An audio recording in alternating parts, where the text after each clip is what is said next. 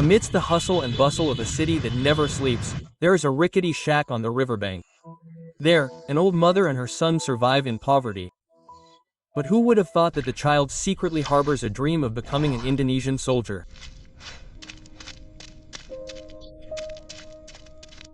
Mom, this is all for you. Thank God, O Allah. In a rickety shack on the riverbank lives an old mother and her teenage son. His name is Rangga. He is 18 years old. A poor child but has a sky-high dream of becoming a soldier. Mokja's mother scavenges through trash every day, looking for used bottles and leftover food. Often insulted, thrown out of food stalls, and even had a spoon thrown at her because she was considered a beggar. But Mokja never complains. He always said to Rangga, "Son, you have to go to school, so you won't be insulted like your mother."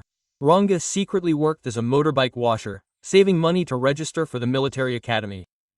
At night he did physical training alone, doing push-ups in the mud, running around the village. Even though his feet were sore, people could only laugh. "Ha ha. Who's your father? A rich man, right?" One day, on the day of the physical selection, Maja came with a package of rice for Rangga. Wearing shabby clothes and torn flip-flops, she stood outside the fence shouting for her son. But before Rangga could go out, the civil service police arrived.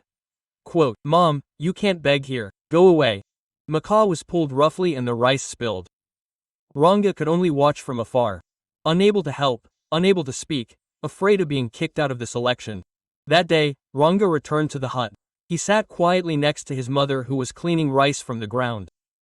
And in his heart he swore, "I will become a soldier so that no one will insult my mother like that again." After Maja was kicked out by the public order agency, Satpol PP, Rangga almost gave up.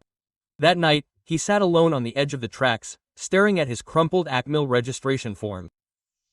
What's the point of all this? If I'm the son of a scavenger who's despised by everyone. But just as he was about to tear the paper, someone tapped him on the shoulder. It was Mr. Surya, Rangga's tutor. The old man was a former TNI soldier with a gunshot wound still on his left arm. Mr. Surya looked at Rangga with a firm but compassionate gaze.